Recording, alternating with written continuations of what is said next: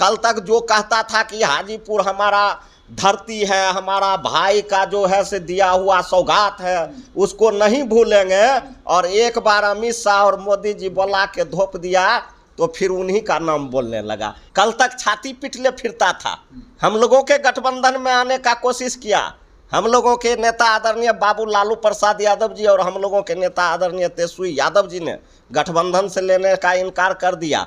बहुत हाथ पांव मारे और जब कहीं कुछ हाथ नहीं लगा तो अब यह 400 पार करा रहे हैं। जब चुनौती ही होता तो पप्पू यादव जी क्यों पूर्णिया के लिए इतना जिद मार रहे हैं? वह सीमांचल के बहुत बड़ा हीरो है, बड़े नेता हैं। सीमांचल में बहुत सारे सीट है, कहीं से भी लड़ सकते थे, चुनाव जीत सकते थे। मतलब निर्दलीय चुनाव लड़ेंगे तो आप लोग पप्पू यादव के साथ नहीं रहेंगे?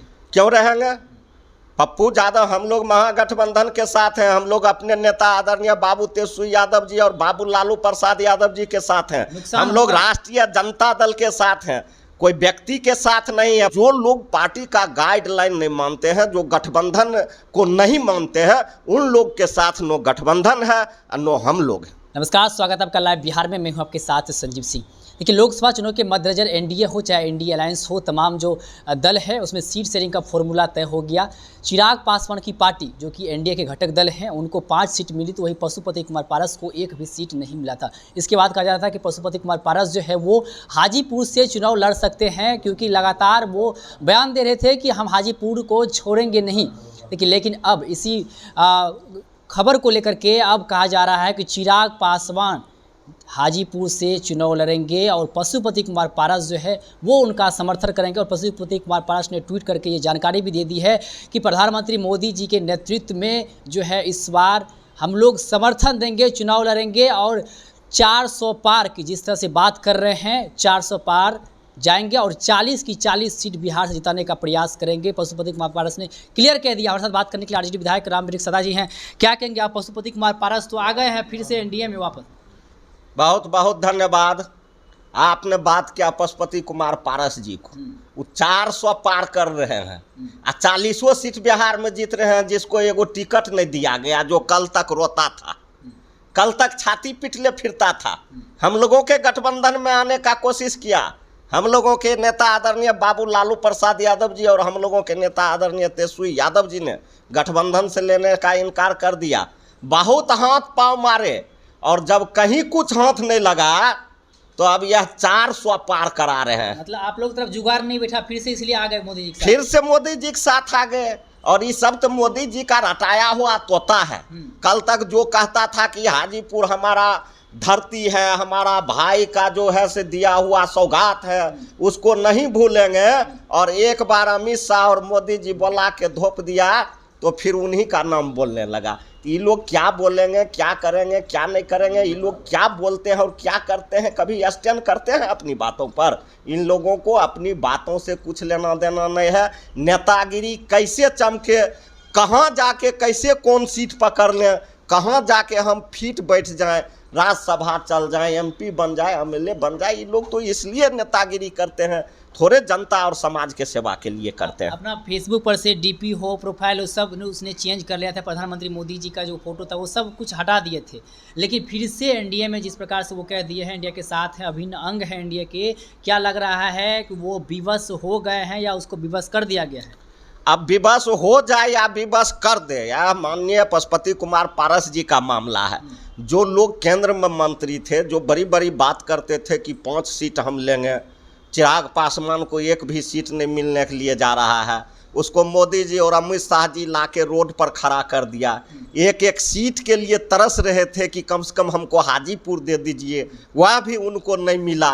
उसके बाद हम लोगों के गठबंधन के तरफ भी आने का कोशिश किया, इधर से भी दरवाज़ा बंद मिला। तो अब वो लोग क्या बोलेंगे? वह लोग मोदी जी से डर गए हैं, कहीं न कहीं चाहे जो भी बात हो डर गए हैं। और यह लोग डर, मोदी जी के डर के प्रभाव में आके यह अपनी बातों को फिर से कहते हैं कि हम एनडीए के साथ। आपने कहा कि हम लोग की तरफ आना चाह रहे थे, लेकिन हम लोग ने दरवाज़ा बंद कर दिया, इसीलिए फिर से वापस चले गए। आखिर आप लोग ने दरवाज़ा बंद कर दिया, क्या वजह रही, क्यों आप लोग नहीं लेना चाह रहे थे? नहीं, कोई दिक्कत नहीं है। हम लोग का इस बार हम लोगों का नेता आदरणीय बाबू लालू प्रसाद यादव जी और हम लोगों के नेता आदरणीय बाबू तेजस्वी यादव जी, हम लोग जितना भी विधायक थे तमाम लोगों का निर्णय हो गया था कि जनता मालिक है और जनहित के मुद्दे को लेकर हमारे नेता आदरणीय बाबू तेजस्वी यादव जी और हम लोग सदन से लेकर सड़क तक संघर्ष करते हैं, चाहे वह नौकरी की बात हो, चाहे वह रोजगार की बात हो, चाहे वह शिक्षा की बात हो, चाहे वह स्वास्थ्य की बात हो, चाहे वह पढ़ाई लिखाई, दवाई सिंचाई, सुनवाई और कार्रवाई की बात हो। तमाम चीज़ जनता के लिए हम लोग संघर्ष कर रहे हैं। इसलिए हम लोग मूड में थे, इस पार आर पार की मूड में हम लोगों के साथ जो गठबंधन है इंडिया गठबंधन के, उनके साथ में लेके हम लोगों को चुनाव लड़ना है। हम लोगों को आगे पीछे कुछ नहीं देखना है, जनता मालिक। एक आखिरी सवाल रहेगा, पप्पू यादव को लेकर के लगातार बिहार में राजनीति गरमाई हुई है। पूर्णिया से वो पीछे हटने को तैयार नहीं है। उन्होंने कह दिया है कि 2 तारीख को जो है नॉमिनेशन करेंगे, 2 अप्रैल को जो है नॉमिनेशन करने जा रहे हैं। और दूसरी तरफ आरजेडी ने बीमा भारती को सिम्बोल दे दिया है। आज आरजेडी प्रदेश कार्यालय में बैठक थी प्रवक्ताओं की, इंडिया अलायंस के तमाम घटक दल के प्रवक्ता लोग वहाँ मौजूद थे। कहा जा रहा है कि अभी भी जो है अभी भी संभावना है। आप क्या कैसे देखते हैं इसको? नहीं, जहां हम लोगों के नेता आदरणीय बाबू लालू प्रसाद यादव जी, बाबू तेजस्वी यादव जी टिकट दे दिए हैं, वहां बीमा भारती चुनाव लड़ेंगे ही। कांग्रेस हम लोगों के गठबंधन में है और कांग्रेस जो 9 सीट मांगा हुआ हम लोगों के नेता ने उन्हें दे दिया। कांग्रेस तो पूर्णिया पर भी उनको बहुत ज़्यादा जिद करना चाहिए था, चाहे करे या नहीं करे, लेकिन पहले हम लोग पूर्णिया कह दिए थे कि हम लोग पूर्णिया हम लोगों की पार्टी राष्ट्रीय जनता दल लड़ेगी और हम लोगों के उम्मीदवार बीमा भारती जी भी हैं। पप्पू यादव जी कांग्रेस पार्टी में अपना पार्टी का विलय किए हैं। वह कांग्रेस पार्टी में जहां सीट हुआ है वहां से चुनाव लड़े तो उनके लिए बेहतर होगा। और निर्दलीय चुनाव लड़ेंगे तो किसी को तो कोई मना नहीं कर सकता है, लेकिन हम लोगों का उम्मीदवार बीमा भारती जी मजबूत है और वह पीछे हटने वाला नहीं है। हम लोगों का उम्मीदवार इस बार जो है पूर्णिया सीट जीतेगी। मतलब निर्दलीय चुनाव लड़ेंगे तो आप लोग पप्पू यादव के साथ नहीं रहेंगे? क्यों रहेंगे? पप्पू यादव हम लोग महागठबंधन के साथ हैं। हम लोग अपने नेता आदरणीय बाबू तेजस्वी यादव जी और बाबू लालू प्रसाद यादव जी के साथ हैं। हम लोग राष्ट्रीय जनता दल के साथ हैं, कोई व्यक्ति के साथ नहीं है। पप्पू यादव एक व्यक्ति है और हम लोग राष्ट्रीय जनता दल के साथ हैं। चाहे राष्ट्रीय जनता दल के नेता हो, कार्यकर्ता हो, कोई भी हो, सभी लोग हम लोग बीमा भारती के पक्ष में जी जान लगाएंगे और चुनाव वहां से जीतेंगे। कितनी चुनौती होगी अगर वो निर्दलीय लड़ते हैं तो बीमा भारती के लिए? कोई चुनौती नहीं है, सब लोग जान चुका है। आप चुनौती का बात करते हैं, जब चुनौती ही होता तो पप्पू यादव जी क्यों पूर्णिया के लिए इतना जिद मार रहे हैं? वह सीमांचल के बहुत बड़ा हीरो हैं, बड़े नेता हैं। सीमांचल में बहुत सारे सीट है, कहीं से भी वो लड़ सकते थे, चुनाव जीत सकते थे। जब वह गठबंधन के बात नहीं मान रहा है, जो कांग्रेस पार्टी से उनका पार्टी विलय हुआ है और कांग्रेस पार्टी का जो सीट था वह दे दिया गया है, तो जो लोग पार्टी का गाइडलाइन नहीं मानते हैं, जो गठबंधन